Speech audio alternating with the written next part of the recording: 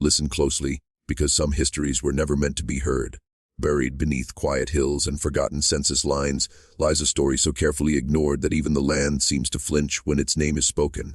This is not a legend, not a ghost story, not a warning passed down for entertainment. This is a record, a fracture in the American story, a bloodline shaped by isolation, silence, and a choice repeated for generations until it became a curse pretending to be tradition, and they lived far from the roads that mattered, far from schools, churches, and the kind of neighbors who ask questions. The place doesn't show up on most maps anymore, but once it did. A pocket of land claimed in the early years of expansion, when the frontier rewarded those willing to disappear, and disappear they did, not into myth, but into themselves, and the family arrived with little more than a name and a reason not to be found. Records suggest hardship, maybe shame, maybe something worse. What matters is what followed. The isolation wasn't accidental. It was maintained, guarded, passed down like an inheritance. Outsiders were discouraged, then avoided, then feared. Over time, fear hardened into doctrine. Blood became law, and at first it looked ordinary. A homestead, children, a rhythm of survival. But census workers began to notice something strange. Names repeating too often, ages that didn't quite line up, relationships listed in ways that made clerks pause before writing them down. In margins, there were corrections. In later years, omissions. Silence has always been the most reliable accomplice. And this family didn't vanish, they folded inward, and generation after generation, the world beyond their boundary grew louder, faster, more connected. Railroads screamed past, towns rose and fell, wars reshaped the country. But inside this pocket of land, time slowed to a crawl. The same faces appeared again and again, slightly altered, slightly worn. The same eyes, the same narrow frames, the same haunted stillness, and doctors rarely visited. Teachers almost never. When they did, they left unsettled, unable to articulate why. Some wrote private letters. Some made notes never meant for publication. Words like developmental delay, congenital, familial pattern. Others used older language, cruder language, because science had not yet caught up to what they were seeing. But the family didn't see a problem. Or maybe they did, and simply chose not to name it, and isolation does something to people. At first it feels like protection. Then it becomes identity. Then it becomes necessity. When options disappear, boundaries blur. Roles collapse in on themselves. What was once unthinkable becomes routine, then justified, then sacred. And when children grow up knowing nothing else, they don't rebel. They inherit, and there are fragments of testimony from outsiders who brushed too close. A traveling preacher who wrote of a household untouched by God or man. A county nurse who refused to return after a single visit. A school official who noted that several children appeared to share not just surnames, but expressions, movements, even identical scars. His report ends abruptly. No follow-up, and local rumors grew teeth, whispers of deformities, of births that were hidden, of graves without markers. But rumors are easy to dismiss, especially when the people spreading them live just far enough away to feel uneasy, but not close enough to intervene. And so the family remained, suspended in a strange moral fog, protected by distance and indifference. And what makes this story unsettling isn't shock, it's familiarity. Because nothing here required monsters, no cult, no locked gates. Just a slow erosion of boundaries, happening quietly while the rest of the country looked elsewhere. This wasn't madness, it was routine, and by the fourth and fifth generations, patterns had hardened. Certain traits became unavoidable, physical limitations, cognitive differences, a shared fragility that outsiders mistook for poverty or illness. But medical records, where they exist, hint at something deeper, repetition, overlap, a genetic echo growing louder with every birth, and then still, the family stayed, and some tried to leave. There are mentions of runaways, young men and women who reached nearby towns only to return weeks later, changed, quieter, ashamed, bound again to the place they came from. Whether by guilt, coercion, or something harder to name, the pull was strong. Blood has gravity, and the land itself became part of the system. Crops grown by the same hands for decades, houses repaired instead of replaced, names carved into wood, then carved again when the first carvings wore away. Time didn't move forward here, it circled. And what little attention the family received from authorities was inconsistent and often reluctant. They were poor, rural, complicated.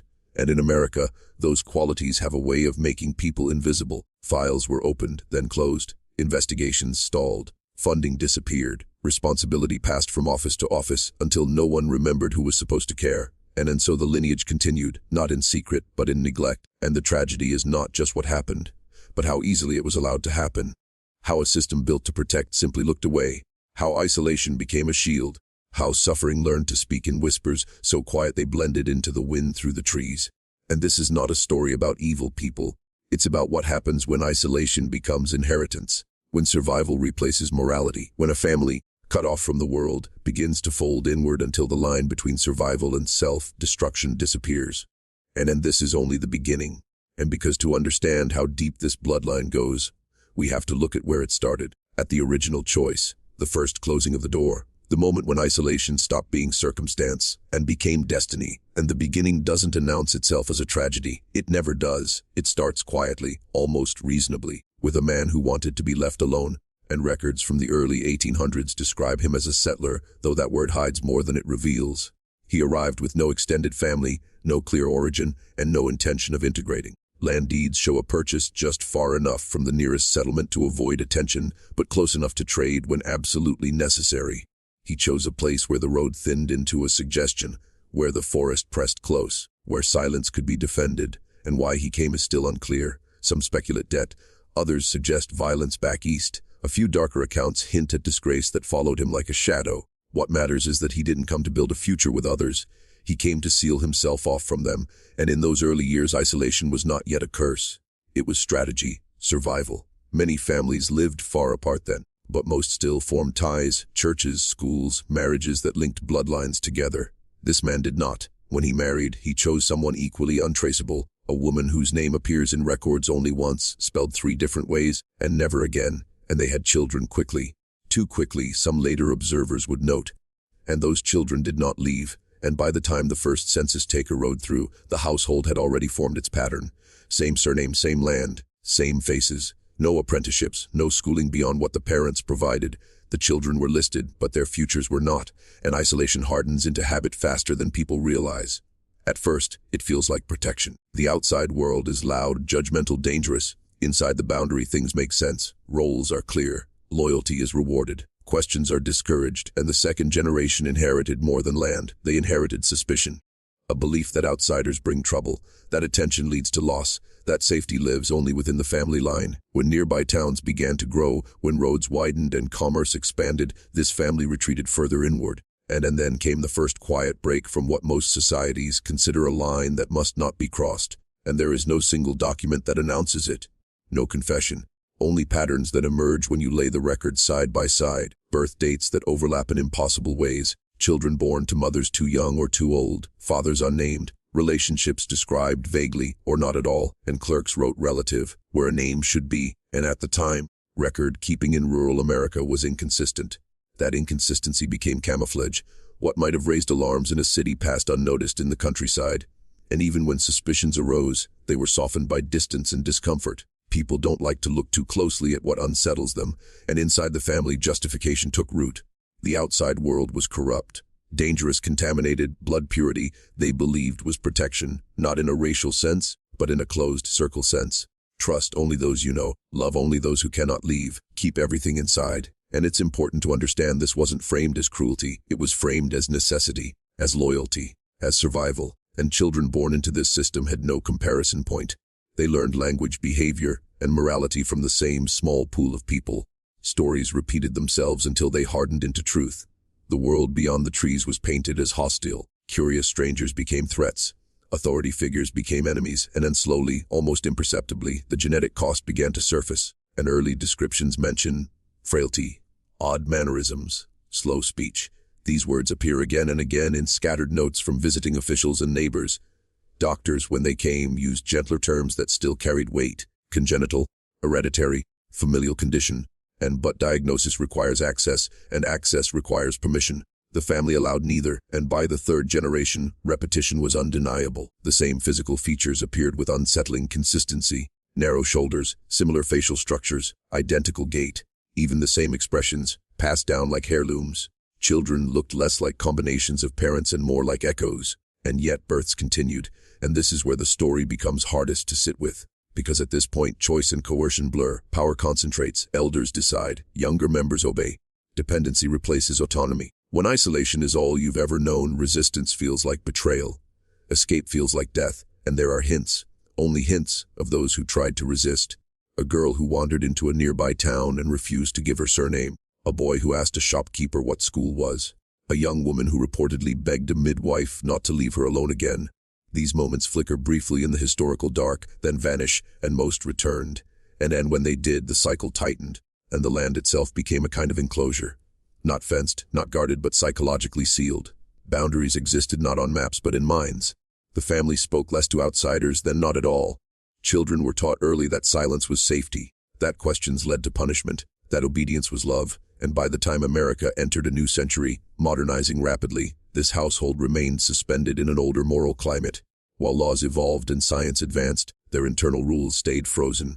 And frozen systems, when stressed, don't adapt. They fracture, and medical visitors in the early 1900s noted developmental issues that could no longer be ignored. Some children struggled to speak, others to walk. Some showed signs of profound cognitive impairment. The notes are clinical, detached, but the implications are devastating, and still intervention was rare. And why? Because the family was poor, rural, quiet, because no one wanted responsibility, because confronting what was happening would require admitting it had been allowed to happen for decades. And so the bloodline continued to fold inward on itself, and generation after generation the cost accumulated. Traits intensified, vulnerabilities multiplied. What began as isolation became entrapment. What began as choice became inheritance, and what began as secrecy became a prison with no visible walls. And this is the point where most stories stop, where they gesture vaguely at a troubled family and move on. But we can't stop here, because the true horror isn't just biological, and it's psychological. And it's what happens to identity when your entire world is made of the same few people. When roles blur, when boundaries dissolve, when love, control, fear, and dependency become indistinguishable. And to understand that, we have to step inside the household itself, into the daily life. The rules, the unspoken laws, the quiet routines that kept the system alive long after it should have collapsed. And you don't understand a family like this by studying records alone. You have to imagine the rhythm of their days, the silence between words. The way rules are enforced not through shouting, but through expectation, through looks, through the knowledge that there is nowhere else to go. And inside the household, time moved in loops. Mornings began the same way they had for decades. The same chores assigned by age rather than choice. The same meals prepared the same way, using recipes that never evolved. Children learned early that deviation created tension, questions created distance, and distance in this world was dangerous. And there were rules, though few were ever spoken aloud. You didn't wander far. You didn't speak to outsiders unless spoken to. You didn't contradict elders. You didn't dream out loud. And above all, you didn't imagine a life beyond the boundary of the land. Imagination was treated like disobedience, and what replaced imagination was imitation, and children learned who they were by copying those around them. Same gestures, same expressions, same ways of speaking. Individual identity slowly eroded, replaced by a shared manner that made them seem eerily alike to visitors. Not just related, but synchronized. As if the family itself were a single organism, repeating patterns through different bodies. And psychologists today would recognize the signs immediately: enforced dependency, learned helplessness, generational trauma. But at the time, none of that language existed here. What existed was routine. And routine, repeated long enough, becomes reality. An authority within the family rested with the elders, but not in a formal way. Power was quiet. It lived in approval and withdrawal, in who was allowed closeness and who was ignored, in who ate first, in who was trusted with decisions. Children learned early that belonging was conditional, and affection, when it appeared, was inconsistent, sometimes overwhelming, sometimes absent. This inconsistency created a hunger that never quite went away, a need to please, to conform, to remain inside the circle at all costs. And that need is what sustained the cycle. And because when boundaries blur, they do so gradually, not through sudden violations, but through small shifts that feel normal when you've never known anything else. Roles overlap, authority becomes intimate, intimacy becomes confusing, confusion becomes silence. And from the outside, people sometimes sensed something was wrong, but couldn't name it. Visitors described the atmosphere as heavy, still, unsettling. Children avoided eye contact. Adults spoke carefully as if rehearsed. Laughter, when it appeared, came at odd moments, then vanished. And there are accounts of officials trying to interview family members separately, only to find them unwilling or unable to speak freely. Answers echoed one another word for word. Opinions matched too closely. Individual thought seemed diluted. And this is what long-term isolation does. It doesn't just limit opportunity. It reshapes the mind. It narrows the emotional vocabulary. It teaches people to survive by shrinking. And over time, the internal hierarchy became rigid. Certain members held influence simply by age or position. Others were perpetual dependents, regardless of how old they became. Childhood, in many ways, never ended. Adulthood never fully arrived. And then there were the births. and they were frequent, but rarely celebrated, treated more like events to manage than lives to welcome. Some children were frail from the start, others developed slowly, some never learned to speak clearly. A few showed behaviors that baffled early doctors and unsettled neighbors. And what's chilling is not that these conditions existed, but how normalized they became inside the family. Difference was expected, limitation was assumed, struggle was routine. There was no comparison point to suggest things could be otherwise, and in this environment responsibility dissolved.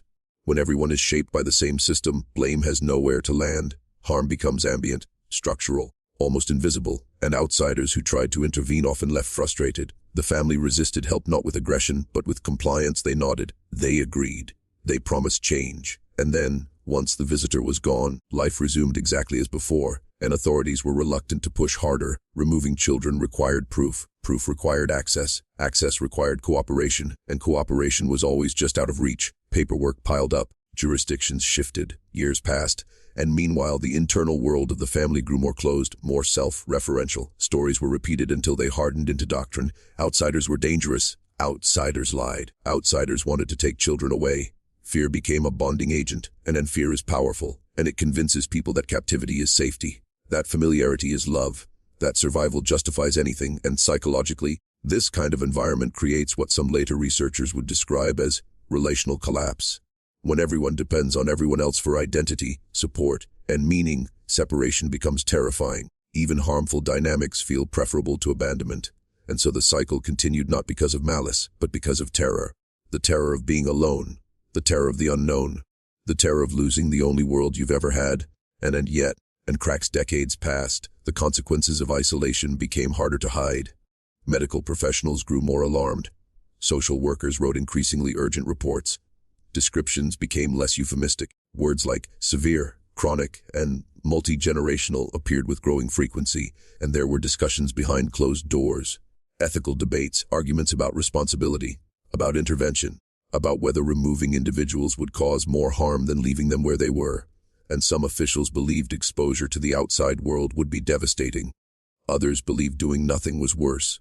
And the family, for their part, grew more defensive. Visits were shorter, access more restricted, communication filtered through a single spokesperson, silence thickened, and inside the home, pressure mounted. And because systems built on silence eventually start to crack, roles strain under their own weight, caretakers age, dependents multiply, resources thin, the emotional labor required to keep everything functioning becomes unbearable, and this is often the moment when secrets surface, when someone breaks, when a confession slips, when a single act draws attention that can no longer be deflected, and that moment is coming. And because in the next phase of this story, the outside world doesn't just observe anymore, and it intervenes. And when it does, what it finds will force an entire nation to confront an uncomfortable question: how much suffering can hide in plain sight, sustained not by monsters, but by neglect, fear, and silence. And the moment intervention finally came, it didn't arrive with drama.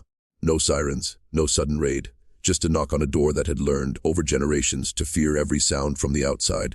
And by this point, the family had become known to local agencies not by name, but by reputation. A complex case.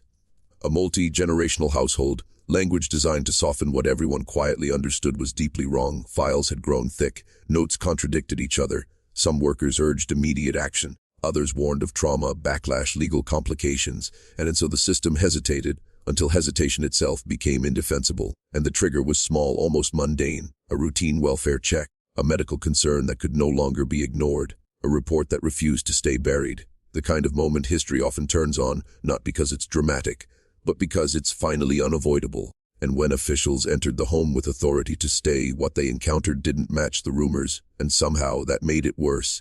And there was no chaos, no obvious violence. The house was quiet, orderly, almost sterile in its routines. People sat where they were told, answered when spoken to, avoided eye contact, moved carefully as if every motion had been rehearsed, and what struck observers first was the sameness, and faces blended together in unsettling ways. Expressions mirrored each other, speech patterns overlapped, even postures seemed shared. It was difficult to tell who was related to whom, or how closely. Age was hard to determine. Some adults carried themselves like children. Some children bore the exhaustion of age, and medical examinations followed slowly, cautiously. What they revealed confirmed years of quiet concern, and there were extensive developmental impairments, cognitive delays that appeared across multiple generations.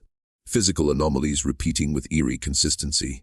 Health conditions that, taken individually, might not have raised alarms, but together painted a picture of long-term genetic isolation, and the professionals involved struggled to find language that was both accurate and humane. Terms like severe inbreeding were used privately, reluctantly. Publicly, reports leaned on softer phrasing, closed genetic pool, extreme familial interrelation, but the meaning was clear, and this was not a single tragedy. It was an inherited one, and what unsettled investigators most wasn't just biology. It was psychology, and many family members showed profound dependency. They deferred constantly to a few dominant figures. Decisions, even trivial ones, required approval. When separated for interviews, some became visibly distressed, unable to answer basic questions without reassurance. Others repeated the same phrases again and again as if language itself had been reduced to a script. And when asked about their lives, many spoke in fragments. Their sense of self appeared fused with the group. Individual desire was almost non-existent. The idea of personal choice seemed foreign, and yet, and this is important, there was no obvious sense of rebellion, no outward resentment, no dramatic pleas for rescue. And because when someone is born into a cage, they don't always recognize it as one. And authorities faced an ethical labyrinth. Removing people from the only environment they had ever known risked psychological collapse. Leaving them meant allowing ongoing harm. Every option carried consequences, and some individuals were relocated for evaluation and care. The process was slow, cautious, and controversial. Separation triggered fear responses, panic, withdrawal. In some cases, regression. Years of enforced dependency do not dissolve simply because freedom becomes available, and others remained behind, deemed too fragile to move or legally tied to guardianship structures that were difficult to dismantle. And as the case unfolded, fragments began leaking into public awareness. Not names, not details, just whispers. Journalists caught wind of a hidden family. Headlines flirted with sensational language before being pulled back by legal pressure. Officials feared stigma. Advocates feared exploitation, but the story refused to stay buried, and because once attention turned toward it, people began asking uncomfortable questions. Not just about this family, but about how many others might exist in similar isolation. How many had slipped through gaps in oversight? How many were protected by geography, poverty, and collective discomfort? And experts weighed in carefully. They emphasized that what happened here was not the result of inherent evil or degeneracy, but of prolonged isolation compounded by neglect. They warned against turning suffering into spectacle, and still, the fascination grew, and there is something deeply unsettling about seeing the consequences of isolation made visible, about realizing that a family can slowly drift so far from the social world that its internal rules replace all others. That morality can become circular. That harm can persist not because people are cruel, but because they know nothing else, and the individuals at the center of this case became symbols, though none of them chose to be. Symbols of what happens when systems fail quietly, when oversight hesitates, when compassion lacks structure, and some were eventually placed in assisted living facilities. Others received long-term medical care. A few, younger and less affected, were offered education, therapy, and the possibility, however fragile, of a different life. And adjusting was not easy, and simple choices overwhelmed them. Noise was frightening, crowds were unbearable, independence felt like abandonment. Years of conditioning don't vanish with good intentions, and yet there were moments, small, fragile moments, that hinted at something else. A person learning to read for the first time, someone choosing their own clothes, someone discovering music or laughter or silence that didn't carry fear, and these moments mattered. They were proof that even after generations of isolation, something human remained intact, but the damage could not be undone, and the bloodline, once closed and self-sustaining, began to fragment. Some members died quietly. Others lived out their lives under care.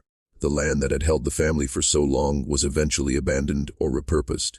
Nature began reclaiming what had been held too tightly for too long, and yet the story didn't end there. And because long after the last official report was filed, long after the headlines faded, the questions remained.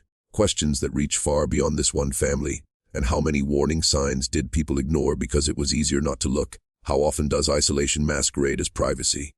At what point does respect for autonomy become complicity? And perhaps most unsettling of all, how thin is the line between ordinary life and a closed world slowly collapsing in on itself? And to understand that, we need to look at what this case left behind, the cultural echo, the uncomfortable legacy, the way it continues to shape how we think about family, responsibility, and the cost of silence. And long after the last official visit, long after the files were stamped and shelved, the story refused to stay contained. It lingered, not as a headline, but as a discomfort, A low, persistent question humming beneath public memory, because what happened here wasn't just a failure of one family. It was a failure of attention, of systems, of neighbors, of a culture that often confuses privacy with invisibility, and the legacy of the family didn't live on through names or landmarks. It lived on through unease, and researchers, social workers, and historians who later studied fragments of the case spoke about it in careful tones. They avoided sensational language, they emphasized context. But even in their restraint, something unsettling leaked through. A recognition that this wasn't an anomaly. It was an extreme example of a pattern that can emerge anywhere isolation goes unquestioned long enough. And what haunted many of them wasn't just the biological consequences, but the psychological architecture that allowed the situation to persist. How silence became a shared agreement. How institutions deferred responsibility. How compassion, when unstructured, quietly failed. And the family had not hidden underground. They lived in plain sight. They paid taxes. They were known. They were discussed. And yet year after year, intervention stalled. Each agency assumed another would act. Each generation inherited not only genetic burdens, but administrative neglect. And this is where the story turns outward, away from the household and toward the society that surrounded it. And because the most disturbing realization is this, nothing about this required cruelty. Only distance. Only hesitation. Only the belief that someone else will handle it. And that belief is powerful. It allows moral weight to be distributed so thinly that no one feels it pressing on them. And when responsibility dissolves like that, harm doesn't need to be intentional to become permanent. And some scholars later described this case as an example of passive abandonment. Not abandonment through absence, but through delay, through paperwork, through politeness, through discomfort with confrontation, through the fear of overstepping, and in other words, through systems behaving exactly as they often do. And the individuals who survived into care carried with them a strange duality. On one hand, they bore deep psychological scars, confusion, dependency, anxiety. On the other, many displayed an unexpected gentleness, a kind of quiet attentiveness, a sensitivity to tone and mood that came from a lifetime of reading subtle cues. And they were not monsters. They were not curiosities. They were people shaped by a world that narrowed around them until it became all they knew. And yet public fascination persisted, and true crime forums speculated wildly. Some exaggerated, others distorted facts into grotesque myths. The story was flattened into shock value. The most inbred family, a phrase designed to provoke, not to understand, a label that stripped away humanity in exchange for clicks. And that reduction became another kind of harm. And because when we turn real suffering into spectacle, we protect ourselves from empathy. We make distance again. We turn complexity into caricature. And in doing so, we repeat the same pattern that allowed the tragedy to unfold in the first place. And there's a reason stories like this linger in the cultural imagination. They force us to confront something uncomfortable about ourselves, about how fragile social boundaries really are, about how quickly normality can narrow, about how easily isolation can masquerade as tradition. And they also force us to ask where responsibility truly lies.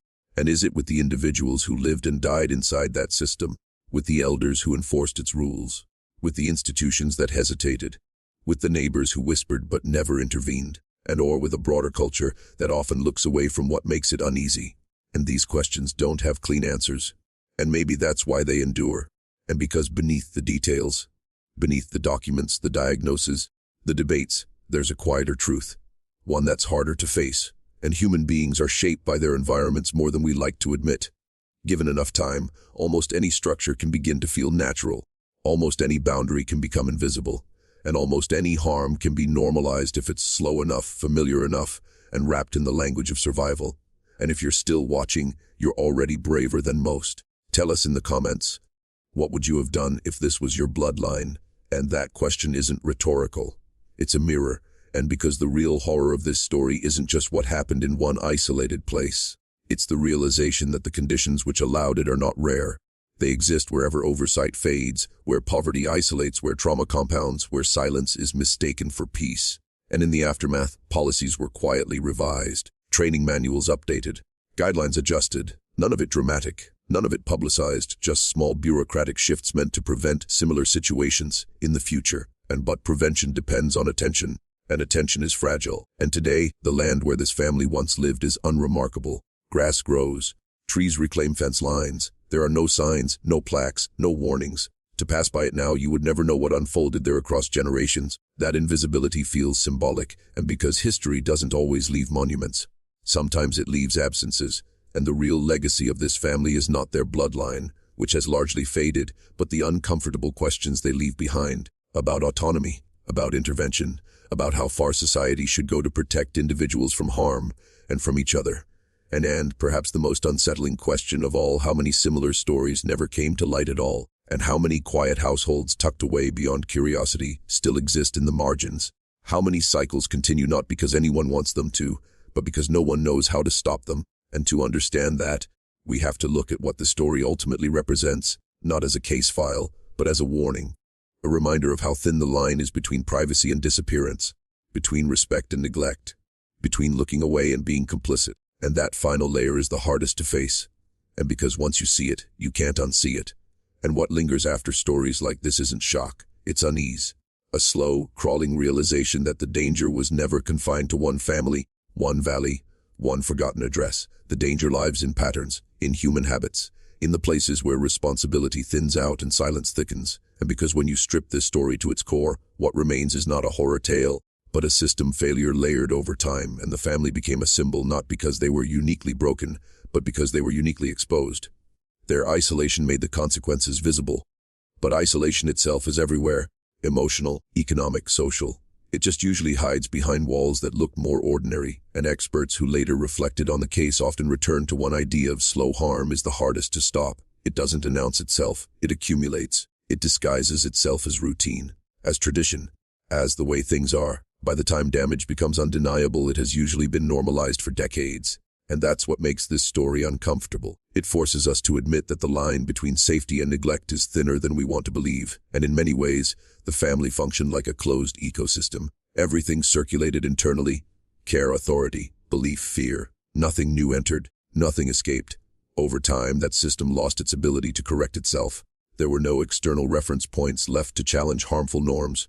And sociologists have a word for this kind of collapse: institutional isolation. It doesn't require malice, only repetition without interruption, and then repetition is powerful, and it turns behaviors into traditions, traditions into rules, rules into identity, and once that happens, intervention feels like an attack, help feels like threat, change feels like erasure. And that's why when outside agencies finally stepped in, resistance wasn't loud or violent. It was quiet, confused, passive, a kind of emotional withdrawal. People clung to what they knew, even as it failed them, because the alternative was terrifyingly undefined.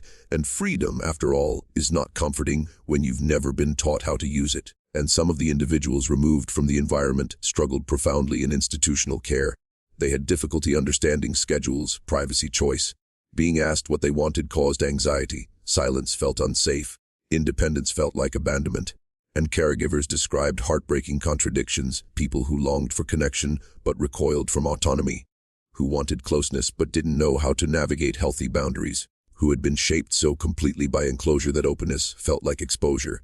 And these are not failures of character. They are predictable outcomes of long-term deprivation. And yet, even in this damage, there were moments of quiet resilience. And one person learned to read late in life and became fixated on simple stories, returning to the same few pages again and again, savoring the idea that narratives could move forward.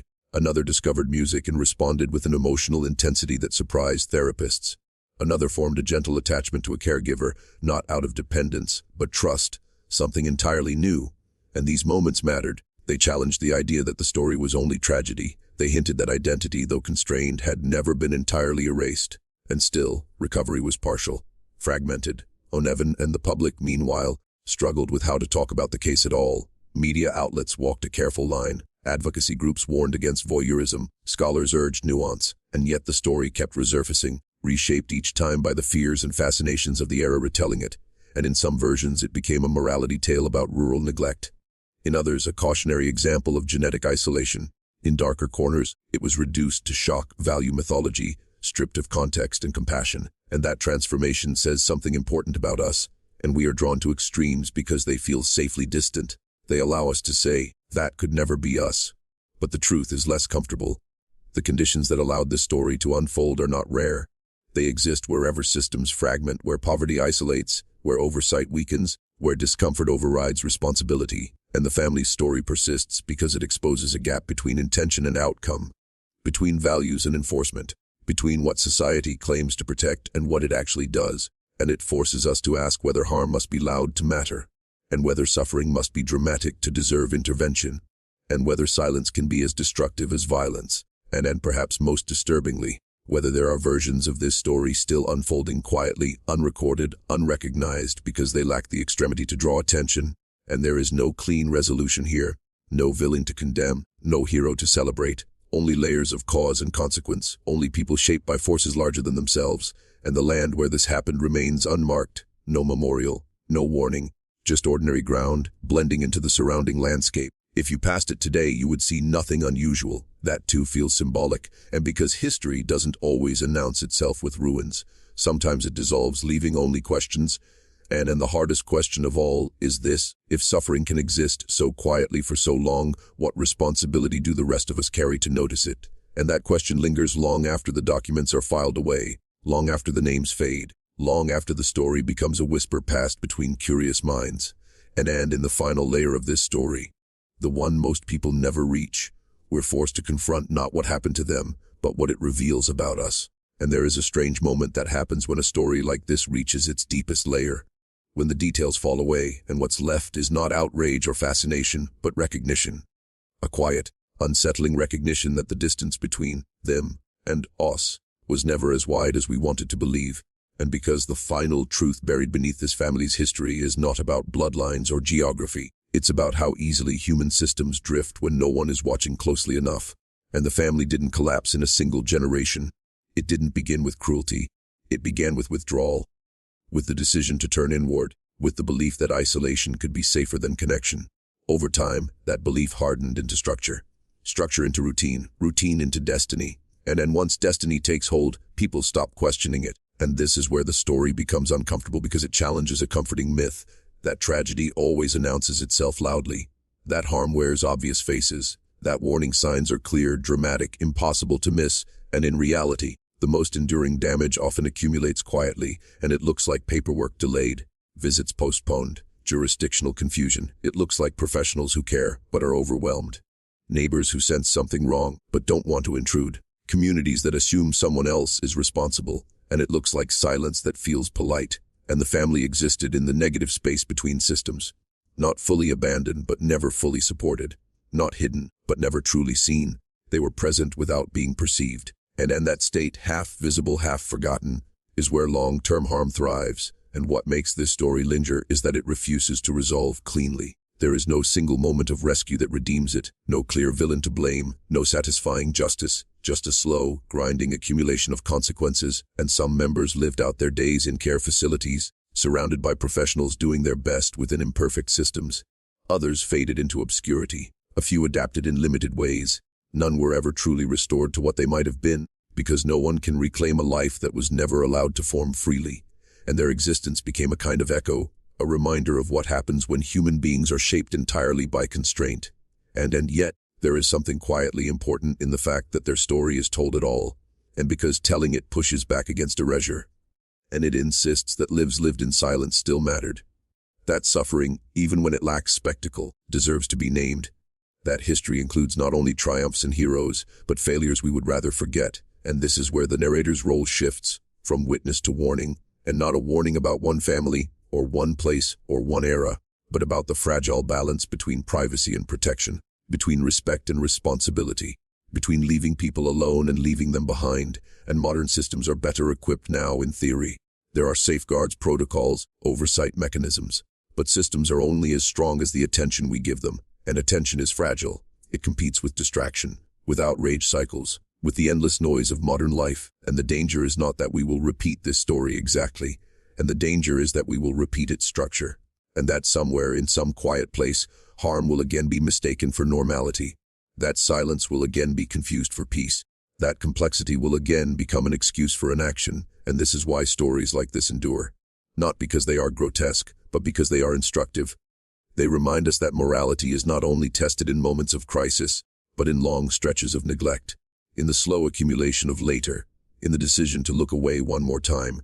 And if this story leaves you unsettled, that discomfort has value. It means you're engaging with the part of history that doesn't want to be neat, the part that resists easy moral distance. And because the truth is, the family at the center of this story were not anomalies. They were human beings caught in a system that failed to see them clearly until it was too late. And then the most haunting part is this, and nothing about what happened required evil intent, and only indifference, and only delay, and only silence. And that is the quiet horror beneath the narrative. The realization that extraordinary suffering can grow from ordinary neglect. And then once you understand that, it becomes impossible to see stories like this as relics of a darker past. They become mirrors, warnings, invitations to pay closer attention to the margins. And because history doesn't repeat itself through spectacle, and it repeats itself through patterns we fail to interrupt,